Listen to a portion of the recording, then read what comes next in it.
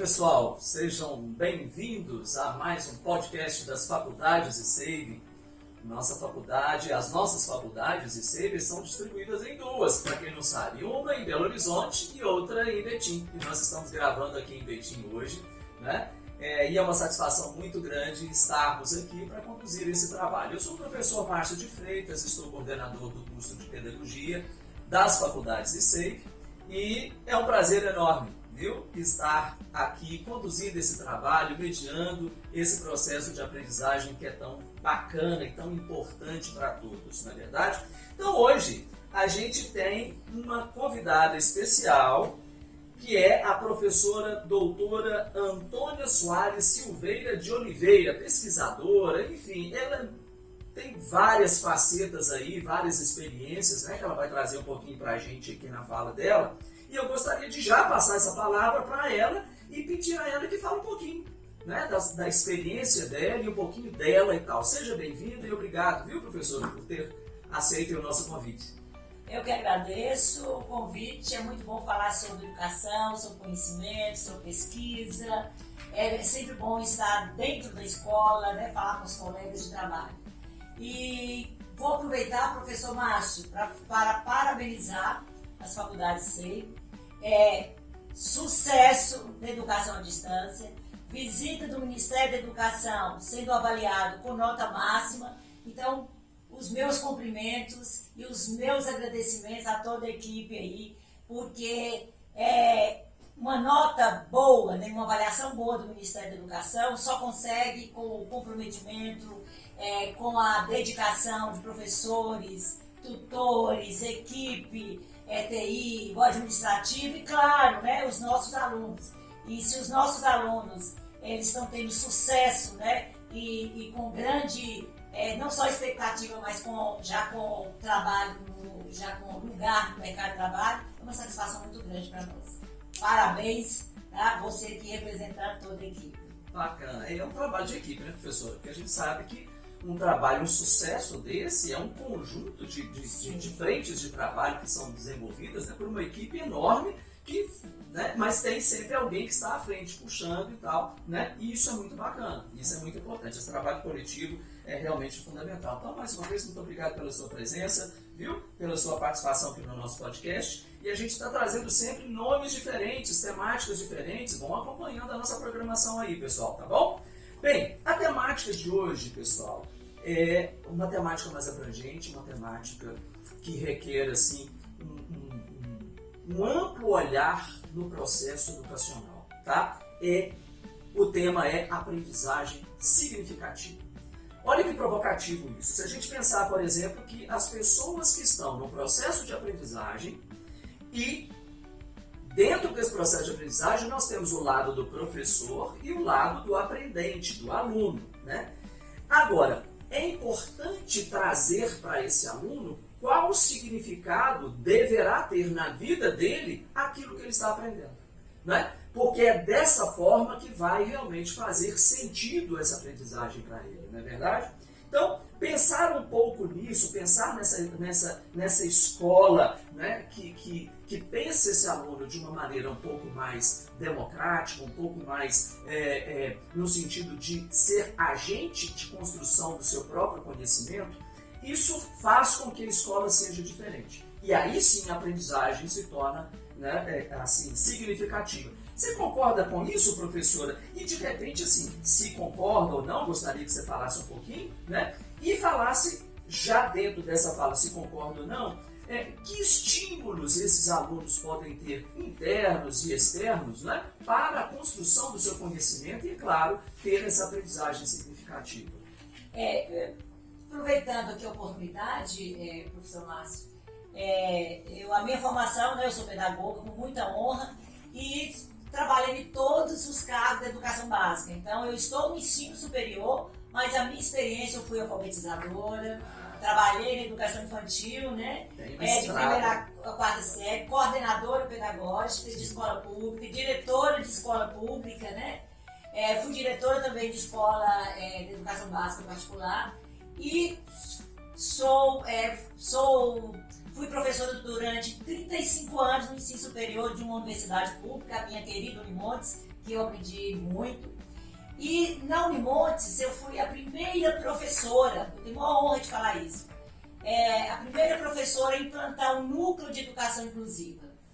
Quando ninguém falava de inclusão, lá em 2006, 2007, eu consegui implantar um núcleo de educação inclusiva na Unimontes. Professora, já fica então o convite. Nós temos que fazer um podcast especificamente com a temática educação inclusiva. Topa fazer? Claro, Não, pode contar comigo. Tá fechado, bacana. Então a minha história, ela se passa por essa questão da aprendizagem significativa e inclusiva e com respeito à diversidade humana. Então a minha pesquisa, né, desde o mestrado, eu tenho mestrado na área de engenharia de produção, mídia e conhecimento. Lá no ano 2002 eu já usava softwares para trabalhar com crianças com dificuldade de aprendizagem, né? Então essa pegada lá, antes de trabalhar com crianças, né, e adolescentes com dificuldade de aprendizagem, já bem antiga. Então eu sempre acreditei, né, nesse potencial. Eu sempre trabalhei o seguinte: todo aluno aprende. Aí, com esses estudos, nós começamos a entender a importância dessa aprendizagem significativa. Eu gosto muito dessa fala de Goulart, que quando ele fala que alguma aprendizagem deve ser significativa, isto é, ter algo que faz sentido, né, para a pessoa. Ela tem que ser experiencial. Ela tem que passar para a pessoa que está aprendendo e ela ter esse sentido. E é muito interessante, eu gosto de falar isso. No meu mestrado, eu fiz um estudo de caso com uma adolescente com 15 anos que não era alfabetizada. E eu comecei a fazer alfabetizá-la, porque ela era uma jovem, né, de um poder aquisitivo, gostava muito de futebol. E eu comecei a trabalhar com ela na alfabetização com a palavra gol e com a palavra Dida. Dida, aquele famoso jogador do Cruzeiro. Então eu consegui alfabetizar essa jovem de 15 anos, eu consegui alfabetizar ela em 3 meses. Começando com a palavra gol e com a palavra Dida, porque ela é apaixonada. E eu comecei a descobrir, professor, que ela sabia tudo de futebol. Ela sabia a metragem de campo, ela sabia todos os nomes dos jogadores, ela sabia as regras. Aí eu comecei a falar, por que ela não consegue se alfabetizar? Porque a própria escola, ela de hoje não, né, gente? Hoje nós estamos vivendo um mundo diferente, mas a própria escola, ela excluía esse aluno que tinha dificuldade de aprendizagem e que tinha uma maneira diferente de aprender. Hoje a gente sabe a importância dessa aprendizagem significativa. Então, qual é o exemplo que eu estou dando de uma aprendizagem? Então, eu consegui alfabetizar porque tinha sentido. Então, ela se emocionalmente, né, e aí nós vamos falar, né, igual você colocou, dos ambientes externos e externos, emocionalmente, ela se identificou. Ela está envolvida emocionalmente com aquele espaço, com aquele movimento. Exatamente. Então, a partir dali, com a palavra de, da e gol, aí nós evoluímos. Então, a partir daí eu comecei então a entender que esses estímulos externos e internos, né, eu fui aprofundar isso enquanto pesquisadora, ela faz parte dessa aprendizagem. Então, a aprendizagem só ocorre, né, primeiramente, quando se interioriza comportamentos e que vai estimular as capacidades intelectuais. Por isso que hoje a gente fala muito da neurociência, hoje a gente faz esse estudo, né, dessas questões da questão do cérebro, da forma de aprender, né, e a gente pode depois até fazer um podcast sobre neurociência também. Claro. Então, essa aquisição de novos conhecimentos, esse desenvolvimento de competências, vai alterar o comportamento do indivíduo. Então, ele se passa a perceber dentro de um processo que ele é importante, porque ele começa o quê? Ter uma significação dos seus atos, né? De mudança de atitudes dentro da família, né? Na própria comunidade. Ela já sabe ler, né? Não importa, ela já sabe ler. Nossa, ela tá conseguindo identificar essa palavra, né? Então, eu acho que essa aprendizagem, esses estímulos externos e internos são importantes. E a família é importante demais. Então, hoje nós sabemos que a tecnologia, hoje todo aluno, todo adolescente, toda criança tem um celular. Então, os estímulos externos, né, são muito intensos, mas a família dentro do ambiente ela é importante também. Ela conhecer a vida do seu filho na escola, como que ele está procedendo na escola, quais ações que ele está dentro da casa. Então a gente vai descobrir hoje se discute muito a questão de alunos com TDAH, a questão do espectro do autismo. Então a gente percebe que atualmente hoje as escolas, né, eu acho que você tem propriedade para falar sobre isso, principalmente nas escolas públicas, hoje as escolas elas estão preparadas, né? Claro que nós ainda temos muito o que fazer, mas hoje as escolas estão preparadas, há uma conscientização diferente lá quando eu criei um núcleo de educação inclusiva, né? Então hoje as pessoas já se falam da questão das dificuldades de alunos com necessidades educacionais especiais. Hoje já tem salas de recursos equipadíssimas com profissionais, com psicólogos, psiquiatras, psicopedagogos. Então hoje há uma realidade que a família pode contar,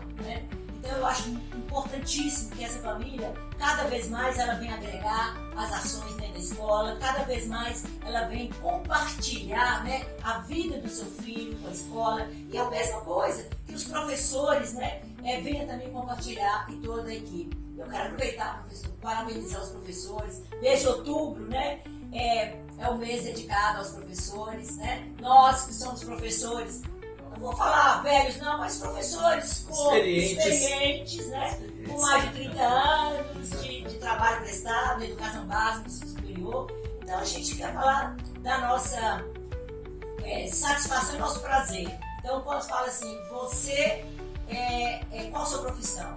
Eu sou professora com muita honra e acho que essa magia de você fazer com que encantar um aluno, não importa se é educação básica, se é superior, é um encantamento, é você transformar a vida da pessoa através de um conhecimento. Eu acho que isso é magnífico, né? E nós somos importantes em todas as áreas, né? Porque nós que formamos o médico, nós que formamos também o advogado, nós formamos professores também, né, da área de educação. Então, assim, a importância de um professor, ele está desde lá da creche, né, que ele já começa com as primeiras discussões na creche, depois na educação infantil e assim por diante. Nós fizemos até um bate-papo, professor, abrindo aqui um parênteses na sua fala, uma ex-aluna nossa, sabe? E recentemente já vai ser postado aí, né, pela nossa produção.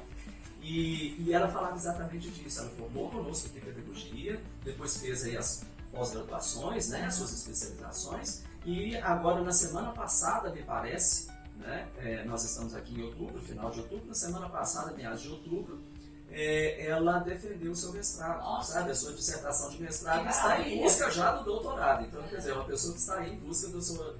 E ela falava exatamente disso, né? Desse brilho no olhar, dessa vontade, desse desejo de fazer a diferença na formação das pessoas.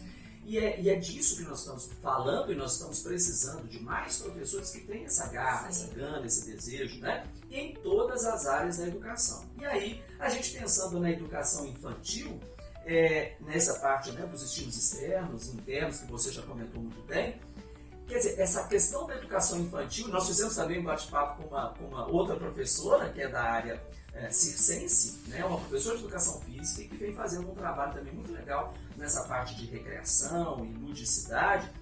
Daí a educação infantil, que é a base de tudo, a gente começa por lá e depois vai subindo, a importância do lúdico, né, professora? A importância do brincar, desse fazer e fazer com que a criança se sinta bem nessa escola. E quando você disse que alfabetizou uma pessoa a partir da sua experiência, do seu encantamento, o que mais encanta a criança é o brincar. Então, adotar o brincar no fazer educacional, penso que seja algo que faça diferença, não é isso mesmo? Olha, a educação infantil é uma fase maravilhosa, né? E que bom que hoje, né, o Estado, né, o governo federal, ele tem essa certeza que essa base é importante. Se a gente quer um jovem no ensino médio com um desenvolvimento maior, então ele está começando lá na base. Então, a educação infantil é importantíssima. E que é mais interessante, professor, nessa aprendizagem significativa, que na educação infantil o aprender brincando, a ludicidade, hoje nós temos certeza disso, a ludicidade, né?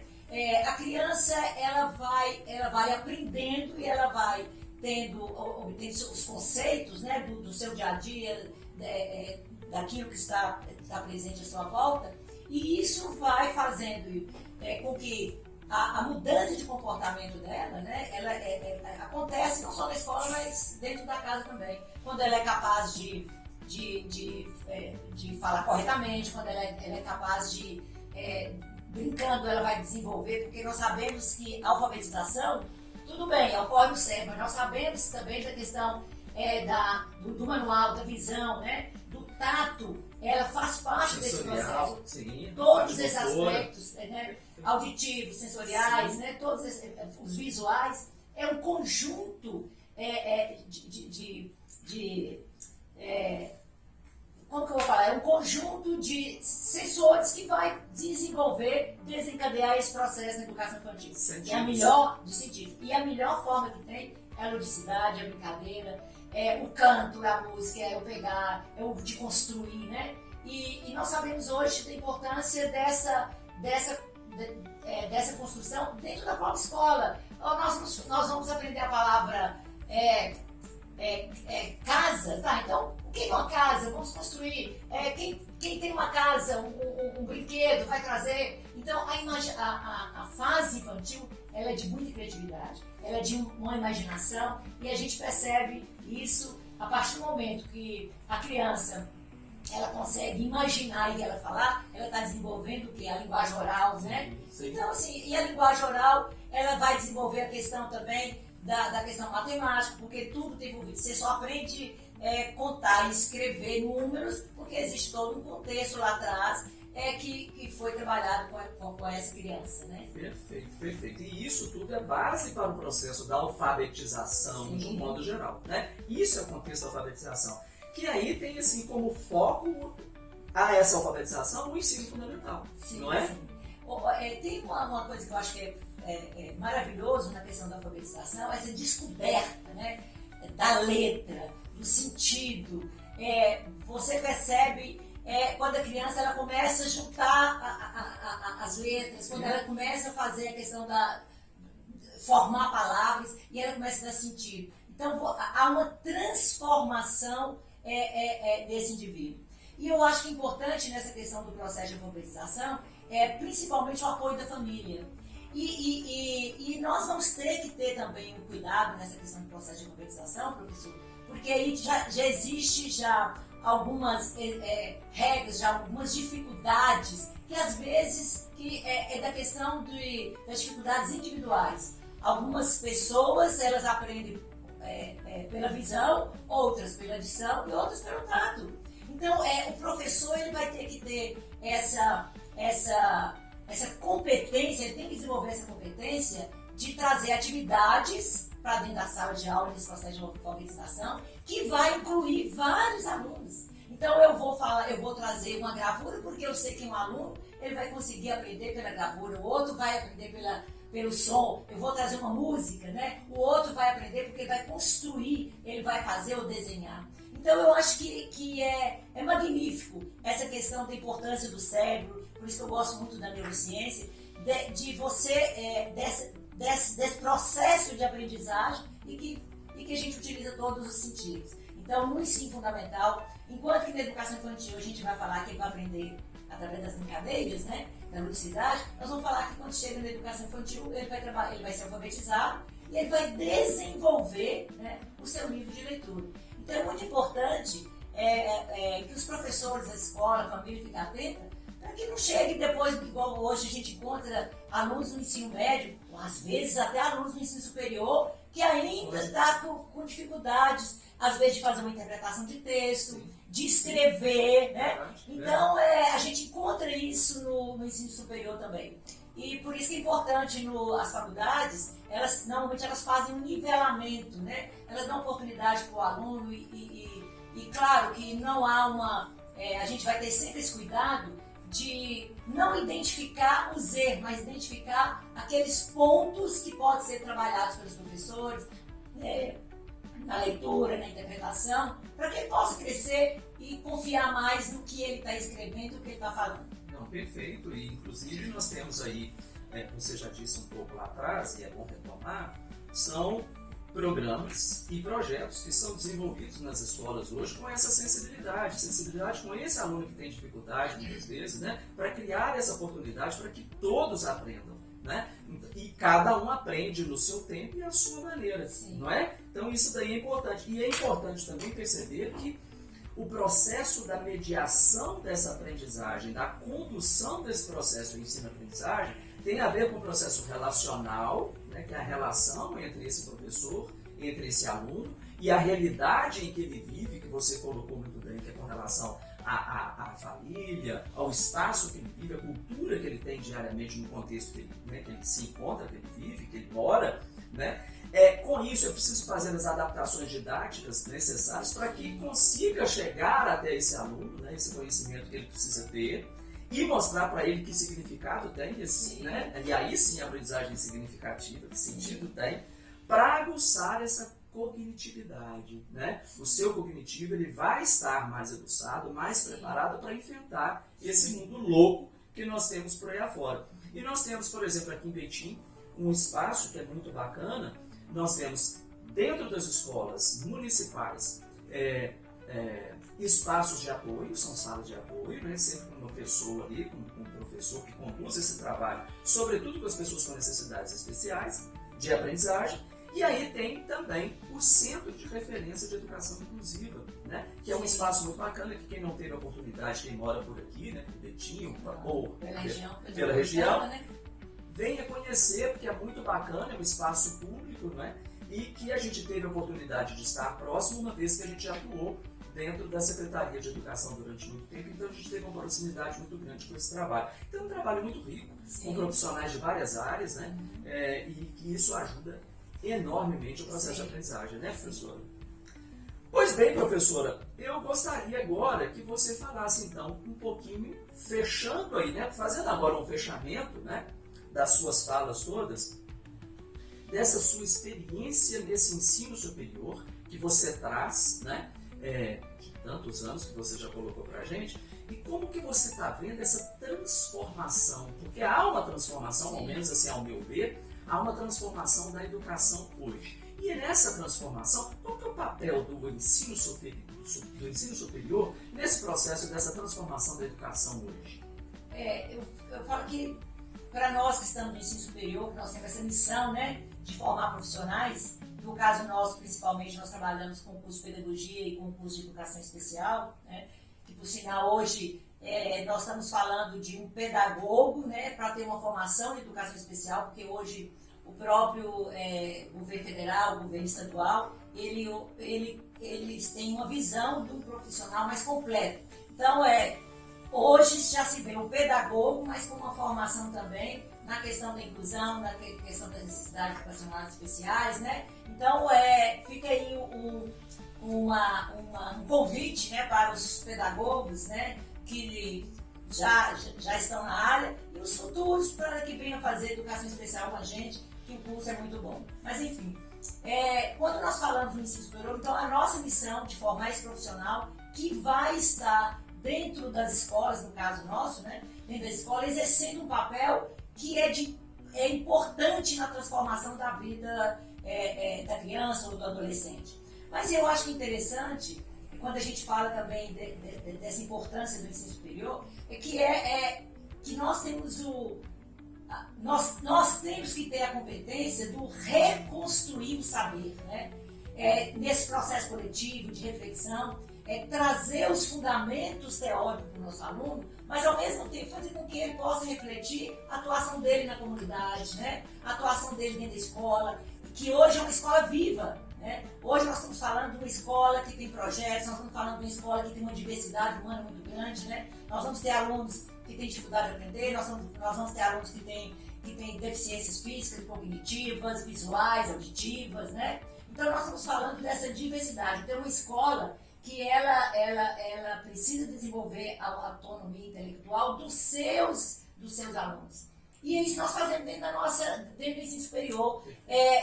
Nós buscamos fazer essa reflexão com esse aluno, dessa prática pedagógica, dessa experiência, né, que ele vai viver da fundamentação teórica, mas ao mesmo tempo fazer esse encontro dessa prática pedagógica, né? E sempre visando a aprendizagem tem que ser significativa. Eu acho que tem uma coisa importante também, que hoje a escola, tanto na educação das escolas públicas ou no ensino superior, é preciso construir conhecimentos para a vida. Então hoje nós temos uma teoria, mas ao mesmo tempo a gente faz uma interdisciplinaridade, né, com a prática, com a vivência, com os acontecimentos atuais, né? Então nós fazemos com que esse aluno ele possa, que nós podemos chegar a atender esse aluno nas suas necessidades individuais, né? Uns precisam de repente mais conhecimento em determinada área, outros já têm até às vezes na própria família se discute mais um assunto, então ele vai poder participar também, né?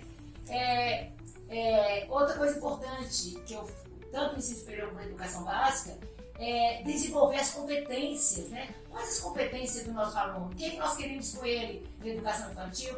Quais as competências que nós queremos com ele no ensino fundamental, no ensino médio e, claro, no ensino superior também.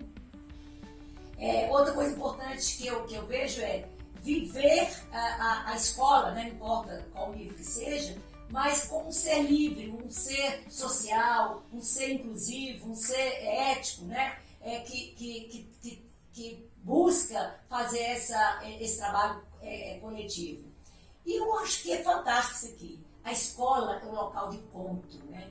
Um encontro com o outro, um encontro de pessoas diferentes, mas que a gente se respeita mutuamente. Então eu acho que, para mim, a escola é um local prazeroso, né?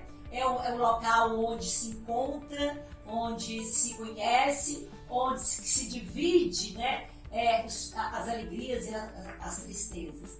E para terminar, eu penso que essa escola hoje, ela tem que formar sujeitos éticos, justos, né? Políticos.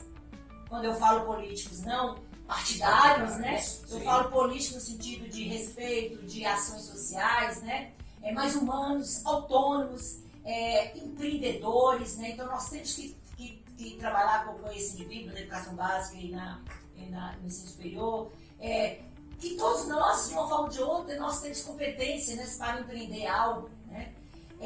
Que eles sejam capazes também de entender que a tecnologia ela faz parte da vida, mas nós não podemos simplesmente fazer com que nós sejamos escravos da tecnologia. Está a serviço, a né? serviço, né? Está a nosso serviço. E mais ainda, professor, que nós possamos ter essa consciência, né?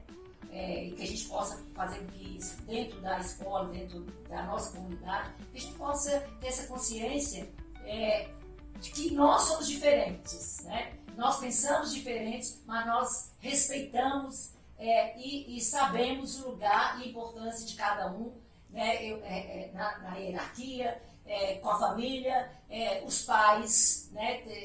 Os filhos obedecer os pais, né? Ter respeito aos pais, aos professores, né?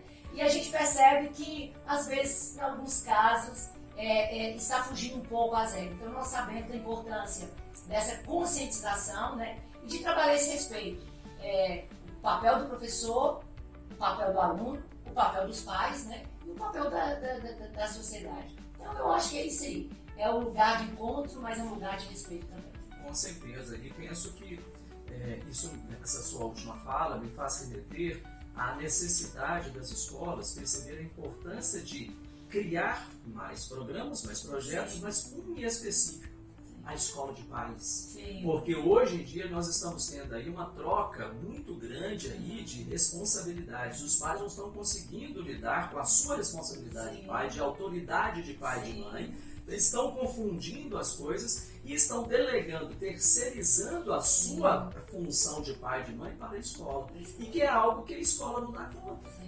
Não é? Então é preciso realmente pensar nisso. E a escola de pais seria o quê? Seria encontros periodicamente, quinzenais, mensais, bimestrais, enfim que seja, com temáticas específicas, com profissionais que podem contribuir para o processo de formação desses pais também, de como lidar com esse menino que está lá dentro, né, da sua sala, da sua casa, e que esse menino traz para a escola o reflexo que está tendo lá. Sim. Então, se a escola não tiver esse apoio de família, o trabalho vai ficar capenga, o trabalho vai ficar realmente assim manco, né? Sim. Vai só de uma parte e a outra não. Então isso é importante sim, excepcional a sua fala. E aí nos remete a uma fala final, né, de Einstein, que ele fala: a mente que se abre a uma nova ideia jamais voltará a ser do tamanho original, né? Então quer dizer, o que significa isso? Significa que a partir do momento que você cresce, que você se desenvolve, que você se apropria de objetos de conhecimento com significado, daí a aprendizagem significativa, vai fazer com que a sua mente cresça tanto que ela não vai voltar ao seu tamanho original. Ela vai só ampliando cada vez mais. É isso, professor? Importante essa observação, né, dessa reflexão, porque o que as faculdades ICEIP está fazendo? Ela está trazendo conhecimento, né? Ela está trazendo uma reflexão e a notícia, professor Márcio, é que esses nossos eventos, o podcast, o webinar, essas reflexões, os bate-papos, eles estão no canal do YouTube das faculdades e são vistos internacionalmente. Nossos simpósios digitais. Exatamente. Então, nós estamos falando, não é somente para a cidade de Betim, nós estamos falando para o mundo. Sim. E a nossa responsabilidade, né, enquanto professores, pesquisadores, é importante, porque falar o que nós sabemos é compartilhar o conhecimento. Então, quero parabenizar você, tá, por essa ação de compartilhar o conhecimento com várias pessoas, né? E o que eu fico feliz é uma ex-aluna de pedagogia, já mestre, né, vir aqui falar da história dela. Isso é fantástico. É aprendizagem significativa, é atuação docente, né, é mudança de comportamentos, né, é mudar as pessoas que estão ao seu redor e dar exemplos. Então, eu acho maior o que nós vimos, né, dessa aluna. É um exemplo que ela está dando. Estudou, fez pedagogia, fez pós-graduação e fez mestrado. O que nós estamos fazendo? Nós estamos dando exemplo de estar sempre acreditando na força de ser professor, né, na questão da importância da educação, e eu acho que isso faz a diferença. Parabéns e obrigado pela oportunidade. Muito obrigado, professor. E com isso eu quero agradecer às faculdades ICEIP, né, pela oportunidade que nos dá de estar fazendo esse trabalho, né, de estar veiculando essas coisas aí e colocando para o mundo, né? E finalizando, nós temos até a frase, né, quer dizer, as faculdades ICEIP ensinando as pessoas a mudar o mundo, não é? Então, muito bacana. Quero agradecer a sua presença, viu, professora, mais uma vez. E, já fica marcado o compromisso, hein? Nós já temos aí duas temáticas aí pra gente discutir, que é a educação inclusiva e a neurociência. Nós vamos bater um papo aí pra frente sobre isso. Combinado? Eu que agradeço a oportunidade. Muito obrigado. Pessoal, grande abraço, tudo de bom. Olha, acompanha a gente nas redes sociais, viu? Tem muita coisa bacana, muita coisa acontecendo. Vem, dá uma passada nas nossas faculdades, nas nossas unidades, né? Aqui em Betim, quem está por aqui, Belo Horizonte, quem está em Belo Horizonte, Montes Claros nós temos lá também, né, professora? Sim. Então é preciso que vocês estejam mais próximos e nos ajudem, né? Vão engrossando fileira nesse processo de fazer a diferença para uma educação de qualidade, sobretudo no ensino de todas as instâncias, desde o infantil até o superior. E a notícia, professor, é que nós somos uma das poucas instituições no Brasil que tem 32 polos autorizados pelo Ministério da Educação. Olha isso. E agora é reconhecido com nota máxima. Então, 2025, Brasil inteiro vai receber novidades. Que coisa boa, tá vendo? É isso aí. Grande abraço, pessoal. Até o próximo, hein? Tudo de bom. Tchau, tchau.